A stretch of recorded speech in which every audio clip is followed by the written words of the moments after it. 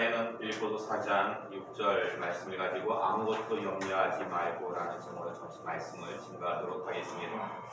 사실 오늘 본문 말씀과 제목은요, 제가 5월 31일 주일날 설교했던 본문과 제목인데요, 제가 왜 똑같은 본문과 제목으로 오늘 설교하는지 아십니까? 여러분, 5월 31일, 5월 마지막 날, 그 다음 날은 무슨 날이에요? 6월 1일이겠죠? 6월 1일이 무슨 날인지 아십니까, 여러분? 6월 1일이 영주 생일이에요. 네, 영주 생일인데 그날 대출 사건이 터진 거예요. 네, 참 엄청난 생일 선물이었죠. 네, 생일날 그 대출 사건이 뻥 하고 터졌던 겁니다. 그래서 지금까지 한 달하고 12일, 열흘 동안 약 심적으로 매우 힘든 시간을 가졌는데요. 그럼 왜 하나님께서는 이런 일을 저희 가정에 허용하신 이유가 뭐겠습니까? 사실 우리의 머리카락 하나까지 다 세신 바 돼서, 네? 우리의 일거수일투족을 정말 불꽃 같은 눈으로 지켜보시고 인도하시는 하나님께서 왜 이런 일을 저희 가정에 허용하신 이유가 무엇인가요? 무엇이겠습니까? 뭔가 이유가 분명히 있으시겠죠? 뭔가. 더군다나 그 6월 1일 바로 전날이 며칠이라고요? 5월 31일 날. 5월 31일 날 설교했던 본문과 제목이 뭐예요? 그렇죠. 빌립보서 4장 6절의 말씀. 바로 오늘 본문의 말씀. 아무것도 염려하지 말라. 아무것도 염려하지 말라고 했는데 그 다음날 엄청나게 염려할 거리를 팡하고 하나님께서 허용하신 거예요. 왜 그러신 걸까요? 사실 여러분들이 그냥 쉽게 생각하면 오늘 본문 말씀은 목사님께서 그냥 일주일 동안 준비하셔가지고 우리에게 주시는 말씀이겠거니 틀린 말씀은 아니에요. 그러나 엄밀히 따지면 모든 것들이 다 성령 하나님께서 인도하심으로 성령 하나님의 인도하심과 감동하심에 따라서 목사님들이 본문을 택하고 또 그 본문 의지해가지고 성령의 인도하심에 따라가지고 이렇게 말씀을 증거하는 거거든요. 그럼 왜 성령 하나님께서 이렇게 설교하게 하시고 그 다음날 정말 감당하기 힘든 그런 일을 허용하신 이유가 무엇이겠습니까? 자, 아모스 3장 7절의 말씀 볼까요? 아모스 3장 7절의 말씀. 제가 가진 성경 구약성경 1277면입니다. 구약성경 1277면 아모스 3장 7절의 말씀 함께 분석했습니다. 시작. 주 여호와께서는 자기의 비밀을 그 종 선지자들에게 보이지 아니하시고는 결코 행하심이 없으시리라. 아멘. 자, 분명히 아모스 선지자를 통해서 하나님께서 우리에게 주신 말씀이 뭐냐면요, 하나님께서는 자기의 비밀을, 하나님께서 행하시는 그 모든 일들은 먼저 누구에게? 그렇죠, 그 종 선지자들에게. 그러니까 이게 우연이 아니에요. 5월 31일 날 아무것도 염려하지 말라고 그렇게 설교한 후에 6월 1일 날 그 사건을 허용하신 것은 이유가 뭐겠습니까? 그렇죠. 그 전날 이렇게 말씀을 허락하신 것은 이제 그때는 몰랐죠. 그런데 지금 지나고 나서 생각해 보니까 6월 1일 날 그 큰 일이 일어나도 결코 두려워하거나 염려하지 말라. 그래서 미리 그 말씀을 주신 후에 그 일을 허용하셨다라는 것입니다. 여러분, 사랑의 원자탄이라는 영화 기억나세요? 손양원 목사님, 저 여수에 가면 애아원이라고 그 한센병이 뭔지 아세요? 운둥병, 낙병. 예전에는요, 지금 약이 좋아서 고치지만은 예전에는 그냥 걸리면 다 죽고 성경에서 보면 그 사람들은 다 격리시켰어요. 그런데 거기 가가지고 정말 그 나병 환자들을 이렇게 정말 목양하면서 한평생 그러다가 순교하셨지만 그분이 누구냐? 바로 손양원 목사님인데 1948년 10월 27일 여수 순천 반란 사건이라 합니다. 그때 손양원 목사님은 부흥의 인도 중에 있었는데 사랑하는 두 아들이 3남 3녀가 있었는데 장남하고 차남이 여수 순천 반란 사건으로 인해 가지고 목숨을 잃게 돼요. 그때 손양원 목사님이 장례식장에서 사랑하는 두 아들의 장례식장에서 이런 고백을 합니다. 많은 그 조문객들 앞에서 일어서서 그 손양원 목사님이 고백하기를 하나님께 감사할 것이 있어서 말씀드리고자 합니다. 이때 고백하신 것이 그 유명한 10대 감사예요. 10가지 감사. 제가 잠시 공독해 드릴게요. 1.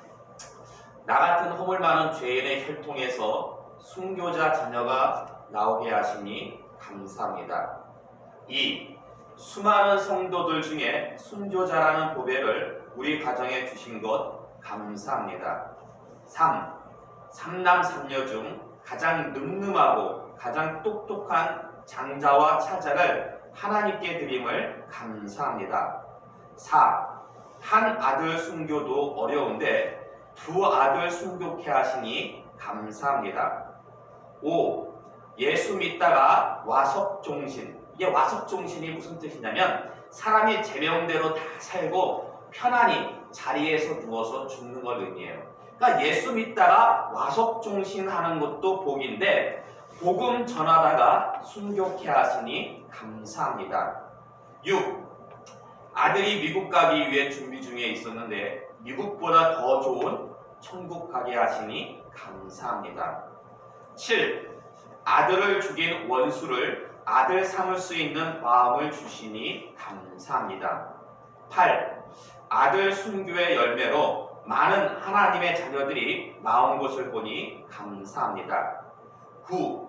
위의 8가지 진리를 기쁨으로 깨닫게 하시니 감사합니다. 10. 과분한 축복 누리게 하시니 감사합니다. 여러분, 제가 왜 갑자기 손양원 목사님의 이 10대 감사를 왜 갑자기 말씀드리는지 아십니까? 뭐 오늘 본문 말씀 보면은요, 뭐라고 나와 있어요? 아무것도 염려하지 말고 오직 기도와 간구와 감사로 너희 아래 것을 하나님께 아뢰라. 물론 이 이유 때문이기도 하지만 시편의 말씀 볼까요? 시편 50편 23절의 말씀. 시편은 50편 성경 중간쯤에 있습니다. 시편 50편 23절. 자, 제가 가진 성경 구약성경 838면인데요.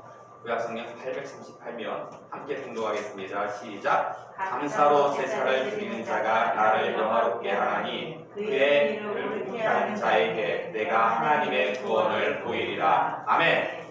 그러니까요, 지금 시편 기자가 뭐라고 고백하고 있냐면 감사의 고백, 감사의 제사를 드리면 하나님께서 어찌하신다고요? 결과적으로 구원하신다. 그러니까 지금 빌립보서에서 말씀을 보면은 무슨 어떠한 일이 있든지 간에 어떤 환난이 주어지든 간에 아무 염려하지 말고 기도와 간구와 감사를 하나님께 아뢰라. 그런데 이어서 시편의 말씀을 보니까 그렇게 감사의 고백, 감사의 제사를 하나님께 드리면 궁극적으로 무엇이 주어진다? 구원이 주어진다라는 거예요. 구원이. 예. 제가 지금 그 문제가 생긴 이후에 계속해서 기도하는 고백 중에 한 가지가 뭐냐면 하나님, 정말 이 일은 무슨 소설에나 나올 법한 아주 기이한 일입니다. 그렇기 때문에 이거는 하나님의 기이한 도우심이 필요합니다. 사람의 손으로 이걸 어떻게 풀려고 하면은 이거는 점점 꼬여져 가는 것 같아요. 이 기이한 일은 하나님의 기이한 도우심이 필요합니다. 그런데 하나님의 그 기이한 도우심이 있어야지만이 결국 무엇이 주어집니까? 문제의 해결, 바로 구원이 주어진다라는 것입니다. 그래서 저도요, 손양원 목사님처럼, 손양원 목사님은 지금 감사할 상황이 전혀 아니에요. 사랑하는 두 아들을 잃었어요. 그 두 아들 잃은 것과 영주에게 주어진 이 대출 문제, 어느 게 더 큰 사건입니까? 경중을 따지긴 어렵지만 그래도 거기는 사람이 죽었잖아요. 2명이나 자녀가 죽었잖아요. 더 큰 사건이라고 할 수가 있죠. 근데 더 큰 사건 가운데에서도 손양원 목사님은 감사의 고백을 했어요. 그래서 저도 말씀 의지해서 손양원 목사님처럼 한번 기록해 봤어요. 주중에 10대 감사, 10대 감사를 기록해 봤는데요. 잠시 소개하도록 하겠습니다. 첫 번째로, 하나님 아버지의 마음을 알게 하시니 감사합니다. 하나님 아버지의 마음을 알게 하시니 감사합니다. 근데 여러분, 이 일을 통해서 제가 어떤 하나님의 마음을 알게 됐는지 아십니까? 어떤 하나님의 마음? 그렇죠. 하나님의 독생자 예수 그리스도를 향한 그 아버지의 마음. 사실 그동안 우리는 하나님의 사랑만 강조했지, 그 아들을 희생하시기까지 하나님의 아픔은 우리가 별로 생각하지 못했어요. 제가 그랬어요. 근데 이번 일을 겪으면서 제가 깨달았습니다. 저는 영주의 대출 문제로 인해 가지고 이렇게 마음이 아픈데, 하나님은 그 독생자를 누구를 위해서 희생하셨습니까? 단순히 우리가 아니에요. 원수된 우리를, 원수된 우리를 위해서 하나밖에 없는 그 사랑하는 독생자 아들 예수 그리스도를 희생하사 십자가에 달려 돌아가시게 하셨다는 거예요.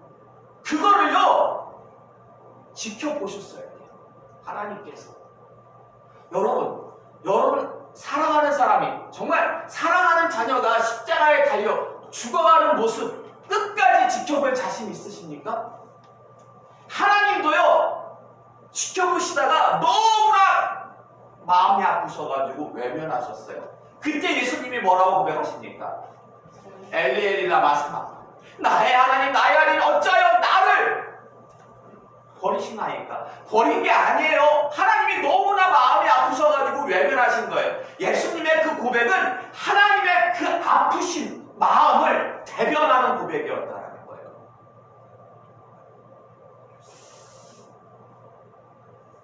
여러분 명심하시기 바랍니다. 자녀로 인한 아픔은요, 부모라면 누구나 있어요. 제가 자녀일 때는 몰랐어요. 부모가 되고 나니까, 여기 우리 자녀들도 있는데 나중에 부모가 돼봐요. 정말 부모가 돼봐야지만이 부모의 심정을 알고, 그때 부모님이 나로 인해서 그렇게 마음이 아프셨겠구나. 그때 처음 부모가 돼야지만. 그전에는요 정말 몰라요. 죽었다 깨나도 몰라요. 여러분, 자녀로 인한 아픔, 부모라면 누구나 있지만, 그러나 하나님보다 더 큰 아픔을 가진 부모는 없습니다. 원수를 위해서 자기 자녀를 희생하신 거예요. 그런 부모가 세상에 어디 있습니까? 원수를 위해서. 그러므로 여러분, 자녀로 인해서 아플 때마다 하나님을 바라보시기 바랍니다.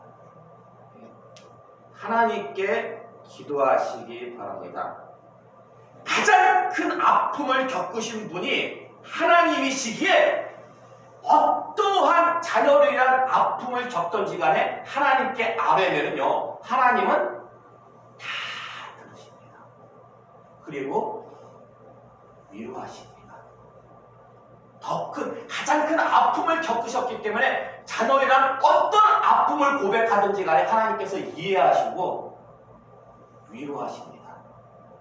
격려하십니다. 아들아, 딸아, 내가 너희들 마음 안다. 나도 겪었다. 하나님이 먼저 겪으셨어요. 하나님이 먼저 겪으셨기 때문에 여러분 혼자 가슴 아파하지 마시고 하나님께 아뢰시기 바랍니다. 하나님이 분명 위로하실 겁니다. 격려하실 것입니다. 그리고 소망으로 사랑으로 채워주실 줄로 믿습니다. 두 번째는, 첫 번째는 하나님의 마음을 알게 하시니 감사한 거고요. 두 번째는 예수님의 마음을 알게 하시니 감사합니다. 이런 고백이 나오더라고요. 사실 인간적인 눈으로 보면은요, 이 영주의 대출 문제는 굉장히 억울합니다. 이 일이 터지고 나서 많은 사람들을 만났어요. 은행에 가서 은행 지점장도 만나봤고요. 법무법인 회사 가서 변호사도 만나봤고요. 경찰서 가가지고 거기서 형사들도 만나봤고요. 법무사도 만나봤고요. 행정사까지. 예? 정말 많은 분들을 만나봤는데 그분들이 한결같이 하는 얘기가 있어요. 그게 뭐냐면은 이 사건은 단순히 집 주인의 잘못만이 아니다라는 거예요. 이것은요, 나라의 제도 자체가 잘못됐다라는 거예요. 안심대출을 만들어가지고 시행했는데 이런 경우가 일어날 수가 있다라는 거예요. 그러니까 좀 제도를 보완해가지고 잘 만들었어야 되는데 좀 너무 급하게 만들다 보니까 불합리하게 허점이 있게 만들었다라는 것입니다. 그래서 인간적인 눈으로 보면은 더 억울한 거 아니겠어요? 제도적으로 완전하게 보완이 됐었으면은 아무리 집주인이 잘못했어도 잘못하려고 해도 이런 일이 일어나는 게 아닌데 집주인뿐만 아니라 그 제도 자체가 잘못되었기 때문에 억울하게 우리는 돈도 한 푼 구경하지 못하고 중간에서 억울하게 그걸 갖다가 물어내게 생겼다라는 것입니다. 근데 여러분 보세요. 우리가 겪는 이 문제보다 세상에 더 억울한 경우가 있을까요? 없을까요? 있어요. 좀 아까 우리가 살펴본 손양원 목사님 같은 경우, 아니 아무리 지금 돈 문제가 대출 문제가 있다 하더라도 사람의 생명보다 그게 소중한 문제는 아니잖아요. 손양원 목사님 하루아침에 두 아들을 잃었잖아요. 이거보다 더 억울한 게 어디 있겠어요. 예. 그렇다면 가장 억울한 경우는 무엇일까요? 예. 손양원 목사님보다 더 억울한 경우 있을까요? 없을까요? 또 있어요. 그럼 가장 억울한 경우는 무엇일까요? 그렇죠. 예수님의 경우죠. 예수님은요, 정말 죄가 하나도 없으신 분. 아니, 그분은 우리와 급이 다른 분이에요. 하나님이에요. 성자 하나님. 정말 이 세상을 창조하신 그 성자 하나님, 무지하신 분이 우리의 죄를, 원수된 우리의 죄를 담당하시기 위해서 십자가를 지셨다는 거예요. 그러므로 정말 일어난 그 일만 놓고 볼 때에 예수님보다 더 억울한 사람은 없어요. 손양원 목사님도 억울하지만 인간이기에 손양원 목사님 죄가 있는 분이에요. 이 세상에서 있는 모든 사는 사람들은 다 죄가 있지만 예수님은 죄가 없는 분이었어요. 죄가 없는 분이 그런 큰 죄를 감당한다는 거, 이건 정말 가장 큰 억울한 일 아니겠습니까?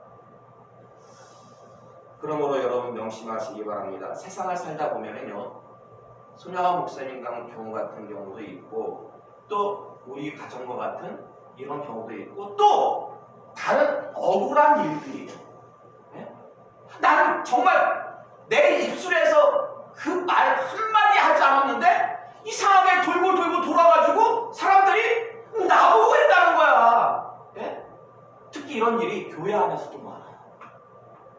내가 한마디 언급하지도 않았는데 이상한 소문이 나가지고 누군가가 나를 음해하려고 내가 그런 얘기를 했다라는 거예요. 사람들이 그래서 다 나를 지목하고 나를 욕해. 억울해 안 억울해요? 정말 억울해요. 예. 근데 여러분, 그런 일을 당해도요, 낙심하거나 포기하지 마시기 바랍니다. 여러분,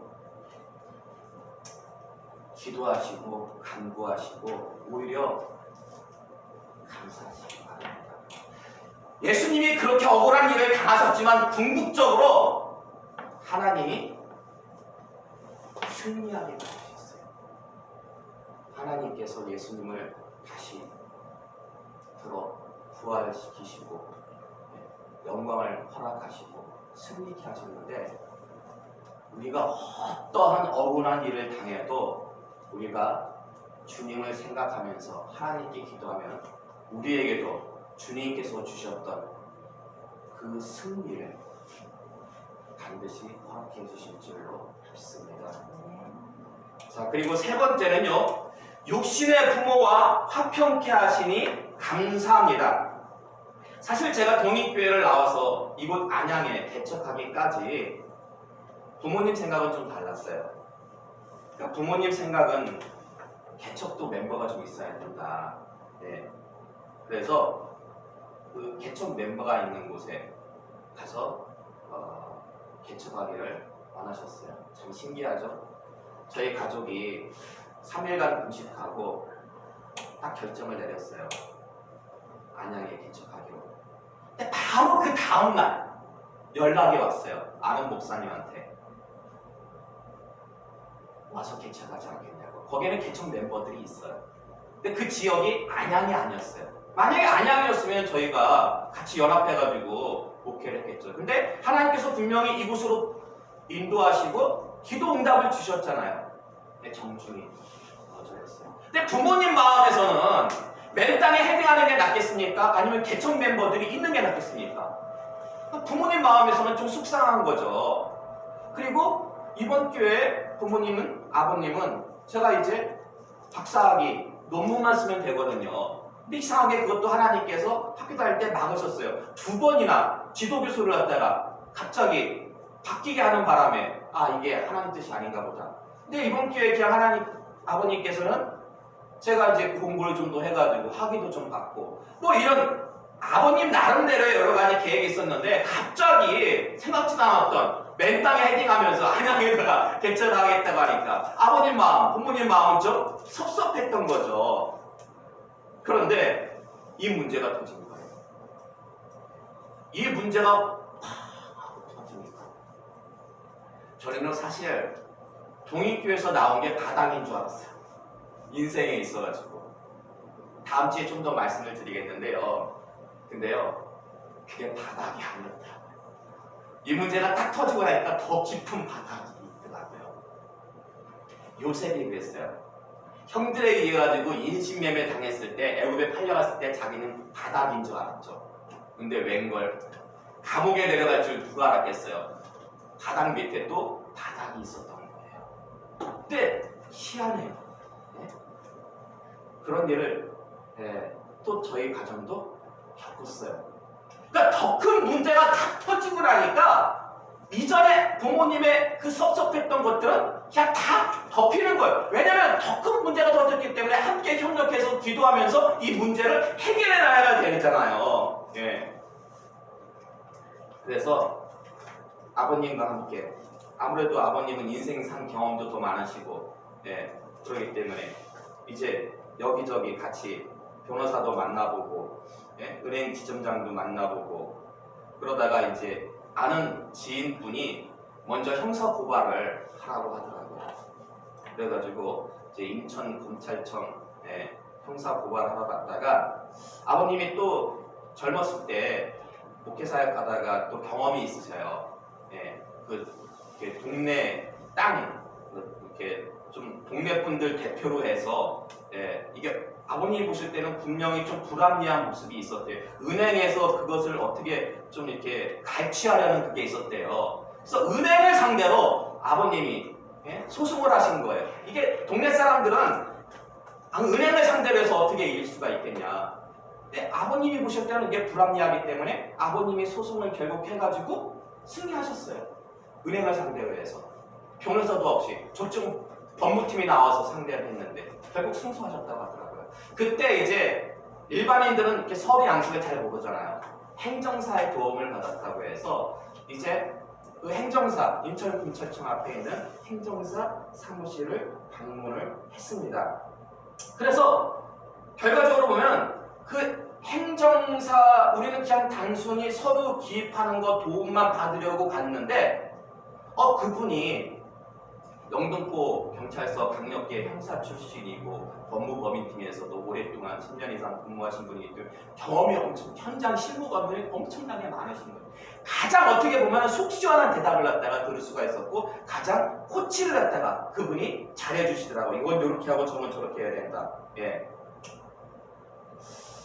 그래서 지금도 그 도움을 받고 있는데요. 여러분 명심하시기 바랍니다. 우리는요. 축복의 인생을 살아야 돼요. 축복의 인생을 살아야 되는데 영적으로는 우리가 하나님으로부터 복을 받아야 됩니다. 영적으로는 하나님이 우리의 아버지시기 때문에 하나님과의 관계가 바로 서야 돼요. 신앙적으로 관계가 바로 서야지만이 그 통로가 복의 통로가 시온의 대로처럼 열려가지고 하나님의 복이 우리에게 임합니다. 근데 여러분 영적인 복만 우리가 받아들이면서 살면 될까요? 아니죠. 우리는 영, 육에 함께 어우러진 존재이기 때문에 육의 축복도 필요해요. 근데 성경을 보니까 이 육의 축복은 하나님께서 누굴 통해 주셔요? 부모를 통해 주셔요. 하나님께서 육의 축복을 주실 때에 부모라는 통로, 부모라는 그 시온의 대로를 통해서 우리에게 복을 허락해 주시는 거예요. 그렇기 때문에 여러분 우리가 하나님 아버지를 잘 성님과 같이 육의 부모도 잘 섬겨야 돼요. 하나님께 효도하고 육의 부모님께 효도해야지 영육 간에 정말 형통한 복을 누리게 된다라는 것입니다. 이 말씀 꼭 기억하시고요. 여러분 정말 주님 앞에 서는 그날까지 하나님께 그리고 육의 부모님께 효도하시는 여러분 되시기를 바랍니다. 자, 그리고 네 번째로는 국내 선교의 비전을 알게 하시니 감사합니다. 사실 제가 독립교회를 나오게 된 결정적인 계기는 선교였어요. 선교. 사실 그 선교 문제는 제가 뭐 직접적으로 관여한 문제도 아니고 어떻게 보면은 그리고 제가 독립교회를 나올 때에 누구 한 명 저보고 교회에서 나가라고 한 사람이 없었어요. 네. 그냥 계속 제가 독립교회에서 사역을 해도 됐어요. 근데 제가 계속 독립교회에서 사역을 하려면 선교를 손 놔야 돼요. 상황적으로 볼 때. 예. 근데 이건 아니겠더라고요. 이건 아니더라고요. 기도를 했죠, 하나님께. 기도를 했을 때에 하나님께서는 아브라함처럼 어디라고 말씀해 주시지 않고 그냥 갈 바를 말씀해 주시지 않고 저는 그래서 갈 바를 모른 채 그냥 나왔어요. 예. 하나님의 인도하심에 따라가지고. 그런데 이런 일이 터진 거죠? 그런데 제가 인천검찰청 앞에서 그 행정사님을 만났는데 우연찮게도 그 행정사님의 부인 되시는 분이 목사님이잖아요. 근데 그 목사님이 무슨 사역한다고요? 이주민 선교, 외국인 근로자. 가는 선교가 아니라 우리가 보통 선교사님들은 파송하잖아요. 교회에서 보내잖아요. 가는 선교가 아니라 국내에요. 이주민들이 약 280만 명, 5%가 넘었어요. 유엔에서 볼 때요. 나라 인구의 5%가 넘으면은요. 다문화 사회로 진입했다고 그렇게 봅니다. 우리나라는 이제 다문화 국가예요. 5%가 넘어섰기 때문에. 근데 제도적으로 볼 때나 시민들의 의식으로 볼 때 제노포비아 무슨 단어라고 했죠? 외국인 혐오증. 예. 우리나라 사람들 보면은요. 백인들한테는 좀 덜한데 동남아시아 이쪽 사람들 보면은 어때요? 좀 무시하는 게 있죠. 그 사람들이 3D 작업, 그러니까 3D 공장 같은 데, 농장 같은 데 가서 일하잖아요. 제일 먼저 배우는 말이 무슨 말이에요? 욕! 한국 사람들이 인격적으로 대우하지 않는 거예요. 예. 막 욕하면서. 그러니까 욕을 제일 먼저 배운다는 거죠. 예. 어떻게 보면 아직 역사가 한 30년, 예? 1988년부터 외국인 이주민들이 외국인 근로자가 들어왔기 때문에 별 한 30년밖에 안 돼요. 그런데 너무나 그 짧은 기간에 많은 외국인들이 들어오다 보니까 시민의식도 형성이 안 돼 있고 제도적으로도 너무 열악해요. 이 사각지대를 갖다가 끌어안는 곳이 어디겠습니까? 그나마 교회예요. 아직은 제가 볼 때는 90% 이상의 교회가 이 이주민 선교나 이주민 목회에 대해서는 관심이 없어요. 아직까지도 가는 선교. 근데 여러분 보세요. 코로나가 딱 터졌잖아요. 지금 또 변종된다고 그러잖아요. 지금 가는 선교는요, 제가 볼 때 힘들어요. 물론 하지 말자는 얘기가 아니에요. 현지에 계신 선교사님들 계속 후원하고 기도하고 해야 되겠죠. 근데 그렇다고 해서 놓을 수는 없잖아요. 못 간다고 해가지고. 오는 선교를 해야죠. 와 있는 사람들이 있잖아요. 네. 안양에만 해도 2만 명이나 있어요. 근데 안양은 좀 화이트 칼라 위주로 있다고 하더라고요. 유학생들이나 강사들이나. 예. 다른 저쪽, 제가 어저께도 분당 쪽에 갔었는데, 예, 거기에서 이렇게 그 올프렌즈라고 그 시에서 이렇게 지원을 받아가지고 경기도 광주시에서, 예, 그래서 이렇게 후원하는 단체가 있더라고요. 그러니까 이게 참 원래 시에서는 이렇게 종교 단체에다가 잘 지원을 안 해줘요. 그런데 이 외국인 선교를 지금 일반 단체에서는 거의 안 해요.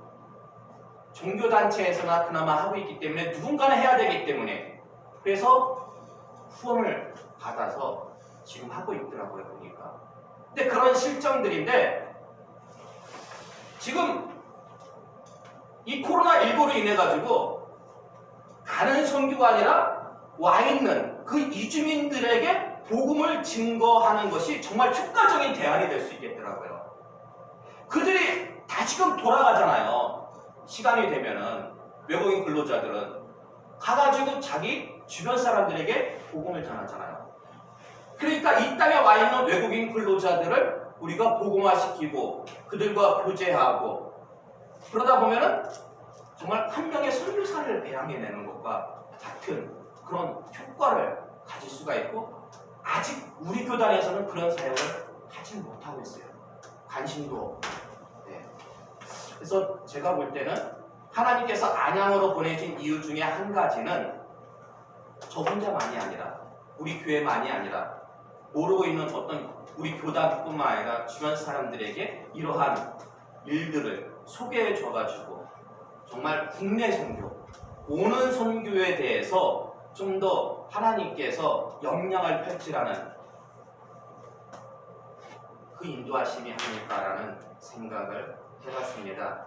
그래서 참 신기한 게 이 일을 하나님께서 허락하신 것, 허용하신 것, 영주의 대출 문제를 허용하신 것 지금 결과적으로 놓고 볼 때에 어떤 육적인 문제를 해결할 수 있는 행정사님을 통해 가지고 그 키를 주신 것뿐만 아니라 영적인 우리 교회가 앞으로 감당해야 될 선교의 비전에 대해서도 하나님께서 그 키를 준비해 놓으셨다라는 것입니다.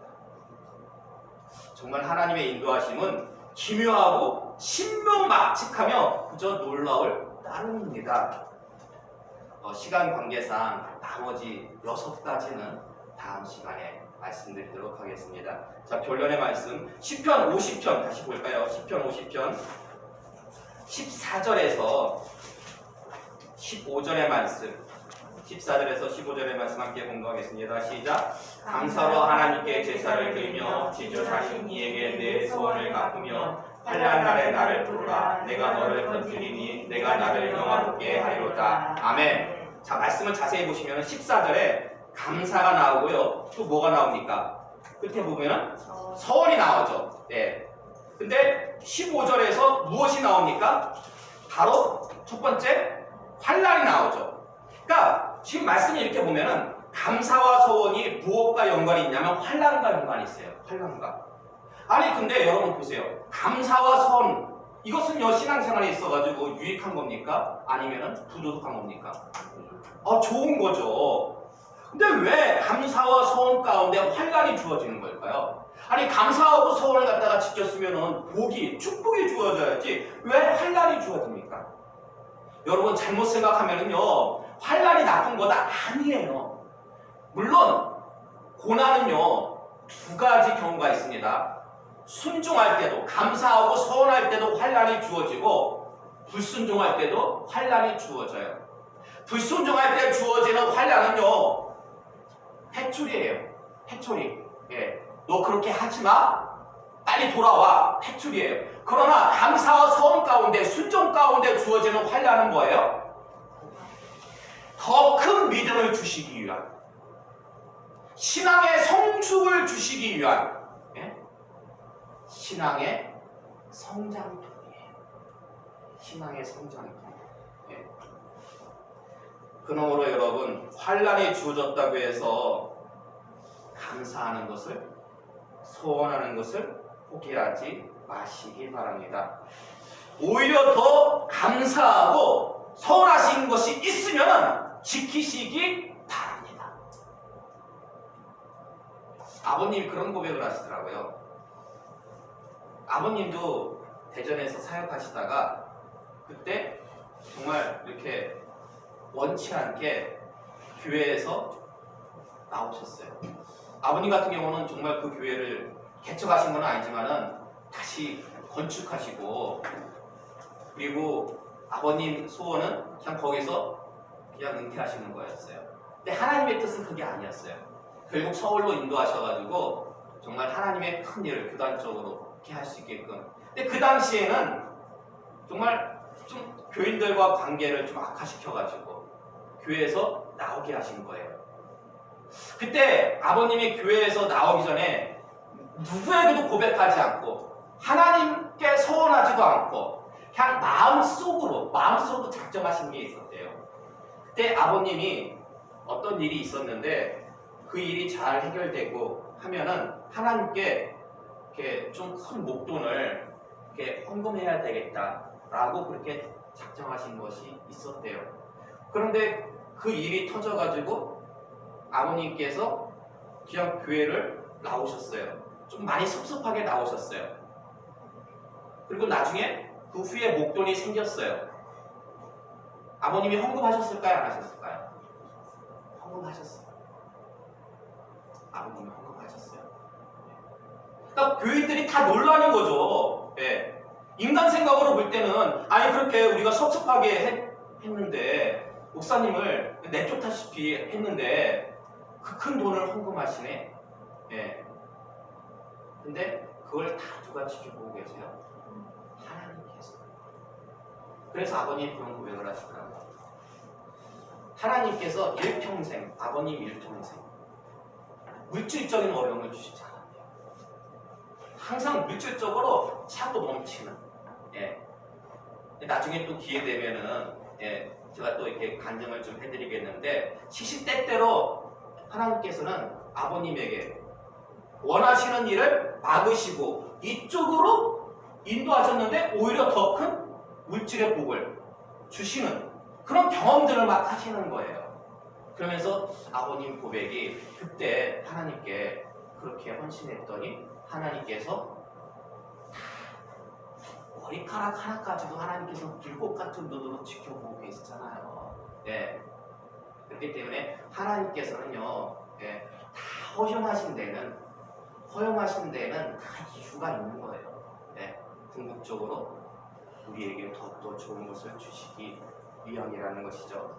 그렇기 때문에 여러분 어떠한 환난이 주어졌다고 해서 감사와 서원을 포기하지 마시고 더욱더 감사하고 서원을 지키시기 위해서 노력하시기 바랍니다. 그러면 하나님께서 환난 날에 부르짖으라 내가 너희를 건질 것이다 구원할 것이다 그리고 너를 통해서 영화의 도구로 사용하겠다. 하나님을 영화롭게 하는 영화의 도구로 사용하시겠대요. 네. 그 23절 아까 우리가 공독했었죠. 밑에 23절의 말씀 거기서 여러분 딱 세 단어만 여러분이 핵심되는 세 단어만 꼽는다면 어떤 단어가 나올까요? 감사 그리고 영화 그리고 구원, 감사, 영화, 구원. 예. 여러분, 성도의 입술에서는요, 어떤 환란이 와도 감사의 고백이 나와요. 어떤 환란이 나와도 왜 감사가 나와야 돼요? 왜? 아니, 환란이 닥쳤는데 어떻게 감사할 수가 있어요? 감사해야지만이 하나님께서 구원하시기 때문에 그래요. 예. 감사의 고백이요, 구원의 열쇠예요. 하나님의 구원을 받아낼 수 있는 열쇠라는 거예요. 감사의 고백이. 예. 그리고 거기서 그치는 것이 아니라 하나님께서 들어쓰시고 은혜를 베푸사 하나님을 영화롭게 하는 영화의 도구가 되게 하신다라는 거예요. 존귀케 하신다라는 거예요. 존귀케 하신다라는 거예요. 예. 부디 이 시간 나오신 여러분요, 환란을 환란이라 여기지 마시고 신앙 성숙을 위한 과정이다, 더 큰 믿음을 주시기 위한 성장통이다 라고 그렇게 여기시기 바랍니다. 항상 기뻐하라, 쉬지 말고 기도하라, 범사에 감사하라. 성경의 한결같은 주장입니다. 여러분, 감사하시고 어떤 환란 가운데서도 하나님의 구원을 맛보시기 바랍니다.